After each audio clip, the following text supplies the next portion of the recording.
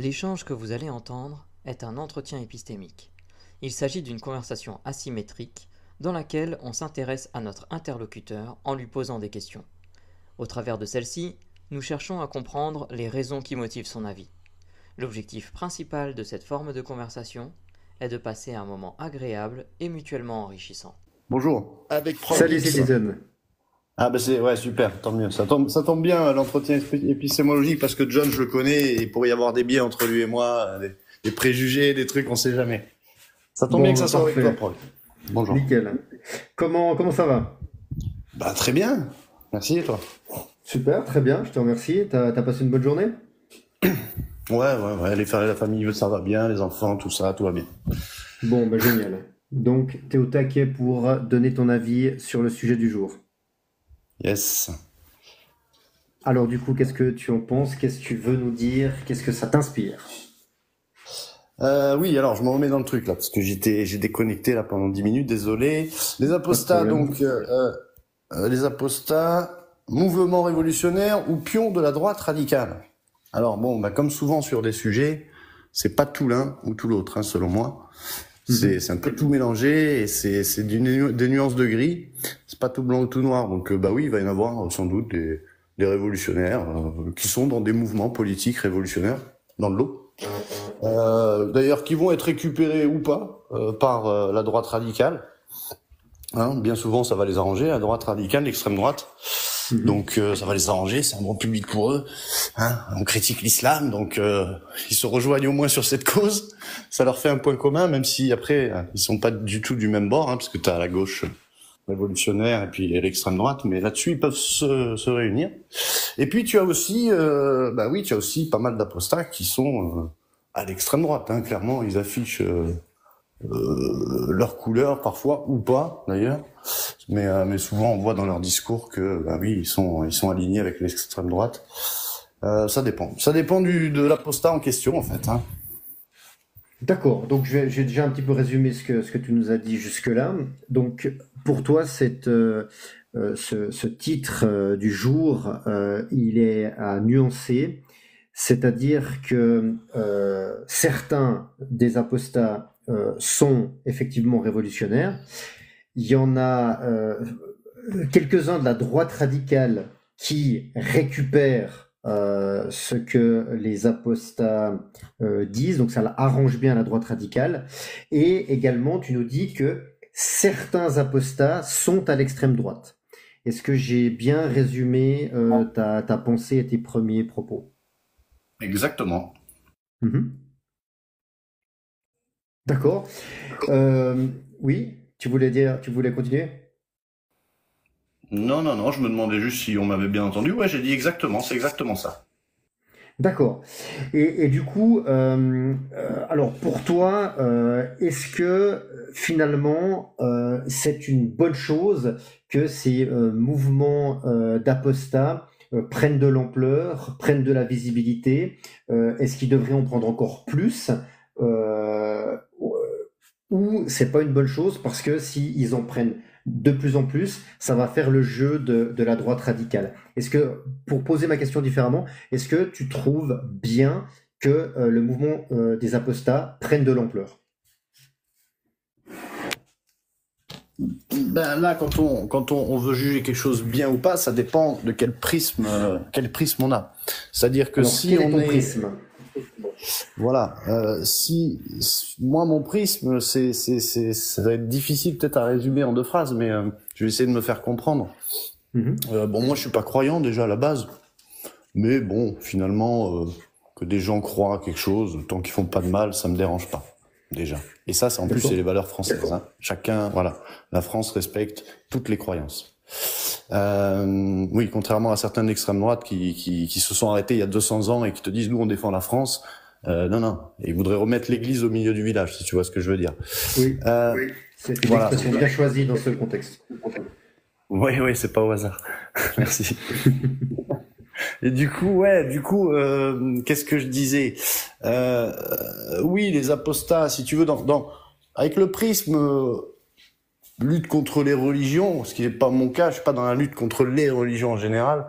Bah oui, ça peut ça peut apporter peut-être un grain de sable, quoique je trouve même sur ça, je trouve que l'angle choisi, c'est-à-dire vouloir faire sortir les gens de la religion finalement, frontalement, en plus en leur disant la vraie religion, par exemple pour l'islam, la vraie religion, le vrai islam, c'est Daesh. Si toi, musulman, tu n'appliques pas Daesh, alors tu n'es pas un vrai musulman. Enfin, pour moi, je trouve ça stérile.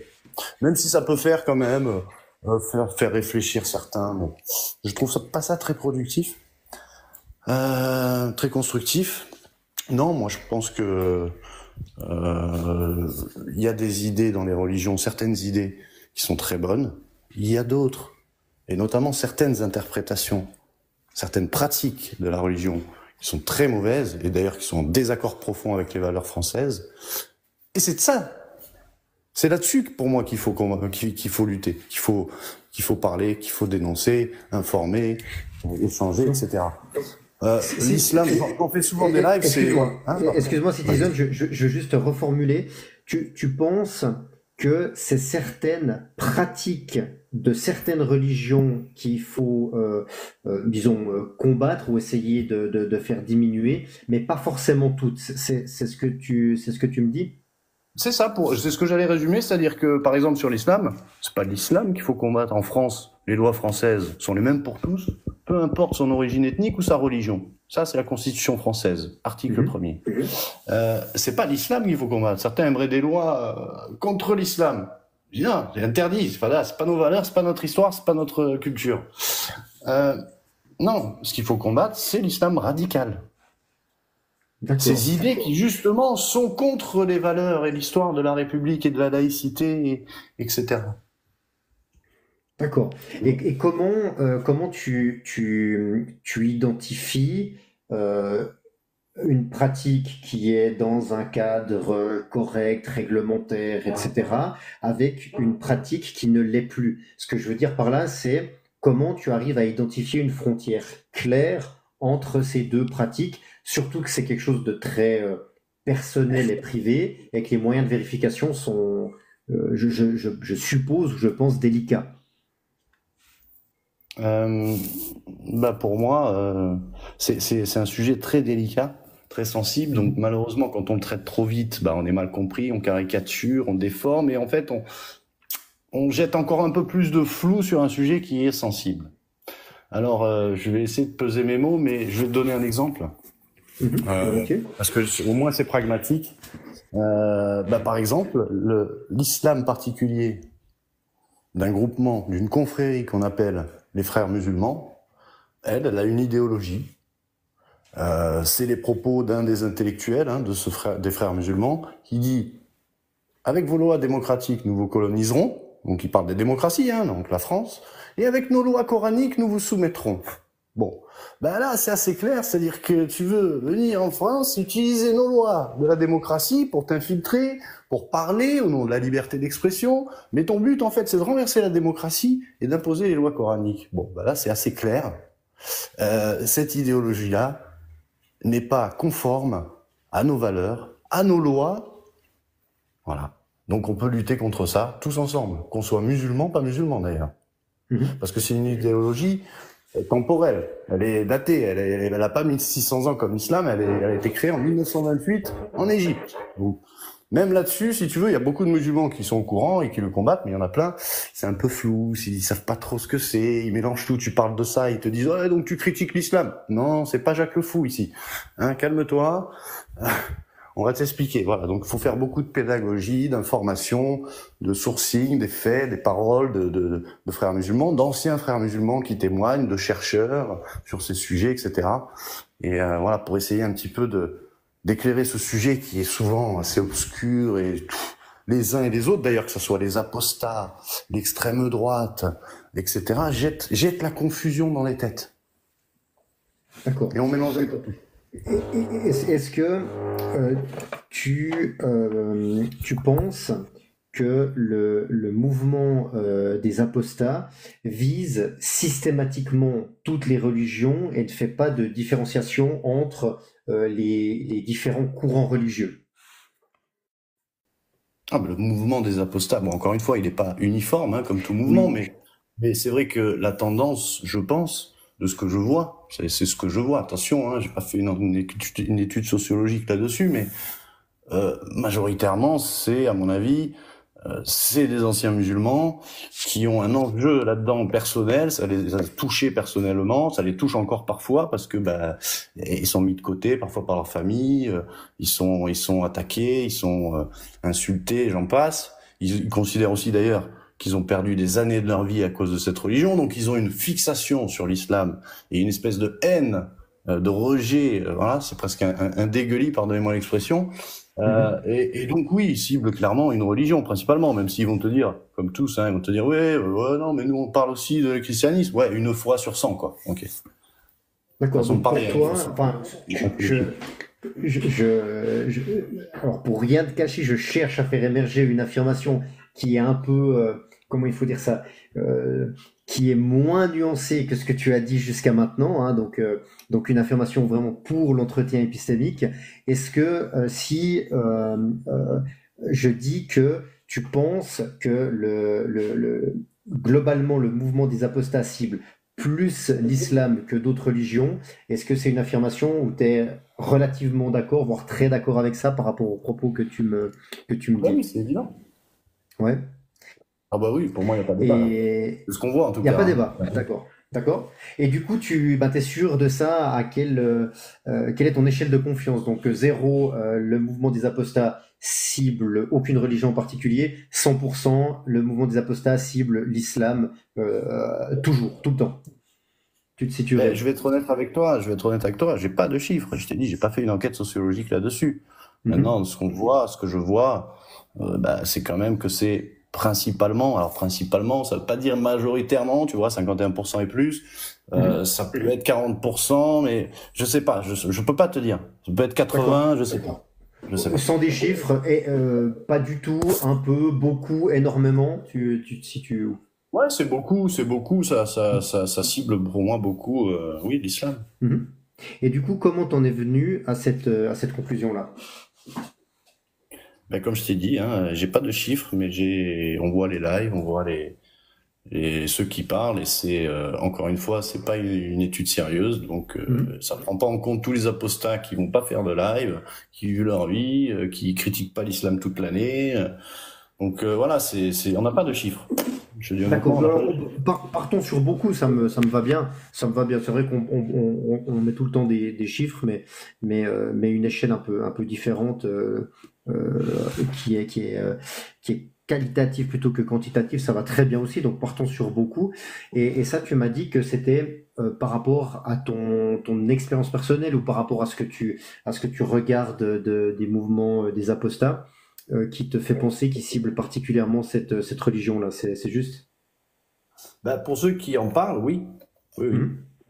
C'est ça. D'accord. Si demain je te présentais une chaîne qui essaie de faire apostasier du judaïsme ou du bouddhisme, est-ce que ça, et qui a je sais pas 1 million, 2 millions, 3 millions de followers, est-ce que ça te ferait bouger un peu tes lignes par rapport à ta certitude? Est-ce que je peux l'appeler comme ça? Est-ce que tu es d'accord avec cette appellation? Ça me ferait bouger, non, une seule chaîne d'1 million de followers, ça me ferait pas forcément remettre en question ça, parce que je sais évidemment qu'il y a des gens qui sont apostates de l'islam, parce qu'apostat c'est ça, hein, pour moi c'est apostat de l'islam. Quand je dis ça, quand je dis apostat, pour moi c'est un sous-entendu, c'est apostat de l'islam. Ceux qui quittent la religion chrétienne, je crois que c'est un autre nom, mais voilà, pour les apostats, qu'est-ce que j'allais dire? Oui, c'est pas parce que je sais bien qu'il y en a qui parlent pas que de ça, principalement que de ça, de l'islam, qui parlent d'autres religions, je sais bien. Donc une chaîne, 1 million d'abonnés, pourquoi pas? Oui, ça va pas, comment dire, ça va pas modifier ma perception des gens qu'on voit, principalement, que ça soit parce que les apostats, je les connais depuis une dizaine d'années, hein. Que ce soit sur les réseaux sociaux à l'ancienne, comme Periscope qui ont disparu, ou Twitter ensuite, où je suis allé, puis maintenant TikTok. Et bon, tu prends plein de lives d'apostats, bon, ça parle quasiment exclusivement d'islam, hein. Voilà. De temps en temps, ça parle d'autre chose, oui. Et puis après, ça dépend aussi des profils des apostats. Mais ceux qui s'expriment pas, finalement, c'est pas ceux qui occupent le terrain. C'est pas ceux qui militent. C'est pas ceux qu'on entend. Donc là-dessus, je ne sais absolument pas sur la partie qui s'exprime pas. Je sais pas du tout combien ils sont. C'est peut-être une majorité. J'en sais rien moi. Mais sur ceux qui s'expriment, qui font des lives, etc. C'est principalement, je le répète, c'est le mot choisi, hein, principalement. Je sais pas si c'est majoritaire, ultra majoritaire, machin, mais c'est principalement un combat contre l'islam. D'accord, ben écoute, je te remercie beaucoup de nous avoir fait partager ton opinion, tes opinions à ce propos-là. Comment tu t'es senti pendant cet entretien? Comment il s'est passé pour toi? Et qu'est-ce que tu peux me dire vis-à-vis de ça? Très mal à l'aise. Je vais raccrocher TikTok, je vais fermer mon compte et je vous dis adieu. Non, je déconne, je déconne. Ben, j'en suis désolé, j'ai senti un peu d'ironie dans ton propos, en tout cas j'espère. Très bien, Prog. Non, t'as été très cordial, correct, et c'est constructif et ça fait du bien sur les réseaux sociaux de parler comme ça, de s'écouter, parce que c'est souvent le PMU. Alors moi, ceux qui me connaissent, ils savent que je me mets au niveau de mon interlocuteur, et donc c'est souvent des trucs PMU, même si j'aimerais discuter. On peut pas le faire avec tout le monde, quoi. Alors c'est vraiment le but, et plus je le pratique, plus je me rends compte que je ne comprends pas suffisamment bien les autres, que je raccourcis leurs propos, et du coup c'est vraiment ces lives qui permettent de montrer à tout le monde qu'on n'écoute pas suffisamment bien ses interlocuteurs. Donc c'est vraiment pour ça qu'on fait ça. Donc voilà, j'invite tous ceux qui nous écoutent à essayer de faire de même, et à mieux écouter les autres à chaque fois qu'ils ont une conversation. Je vais demander encore à Russell et à John s'ils ont une question à emporter. Ouais, j'ai peut-être une petite question à emporter. Alors, Citizen, la question à emporter, Juste, elle est pas faite juste pour avant, répondre tout de j'aimerais suite. juste rajouter. Juste avant, ouais, si tu me permets, Russell. Vas-y. Juste une petite phrase à rajouter sur ce que vient de dire Prog. C'est qu'effectivement, il y a beaucoup de personnes qui n'ont pas vraiment les règles de discussion, ils savent pas écouter, etc. Mais parfois, on voit que il y a quelqu'un qui arrive, il a mal compris, il t'attaque direct, il t'insulte, sioniste, raciste, islamophobe ou que sais-je, ou islamo-gauchiste, hein, parce que j'ai tout eu.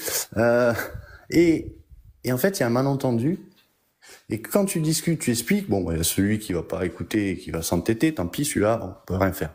Mais bien souvent, ça arrive aussi qu'en discutant, en expliquant son point de vue, en écoutant bien l'autre, ce qu'il a à dire, on désamorce, on dissipe le malentendu, la mauvaise compréhension, et celui qui au départ venait en me disant, en m'insultant, au final, il me dit, je suis d'accord. Et ça c'est toute la puissance du dialogue, de la discussion, de la communication, de l'écoute, de l'esprit critique, comme on fait aussi, et voilà. Donc on partait d'un conflit, tu vois, direct, frontal, et mal compris sur des incompréhensions, et au final, quand on se comprend, quand on discute, on s'écoute, mais il n'y a plus de conflit. C'est tout le but de notre live. C'est tout le but de notre live. Alors, j'ai peut-être une petite question à emporter, puisque tout à l'heure, tu as cité les frères musulmans et tu as bien dissocié les gens qui sont dans la radicalité. Et c'est une question à emporter, donc c'est pas pour répondre tout de suite, c'est des questions qu'on pose comme ça que tu peux réfléchir après, ou les gens dans le chat puissent réfléchir. Tu as fait la différence entre la pratique et la radicalité. Si aujourd'hui tu devais aller chercher dans les textes de l'islam, dans le dogme islamique, le meilleur contre-argument aux apostats qui considèrent que l'islam est une religion ultra radicale, est-ce que tu en as les moyens, ou est-ce que tu en connais? Un des 5 la liste est longue. Un des 5 principes, un des 5 piliers de l'islam, c'est l'entraide. C'est-à-dire, c'est le fait que si on a une somme d'argent qui est inutilisée, je crois, pendant un an, on doit verser un pourcentage de cette somme inutilisée, donc on n'en a pas besoin. On doit l'utiliser pour aider les autres. Ok, merci beaucoup. Est-ce que John, tu avais une question à emporter? Alors non, j'ai pas de questions à emporter.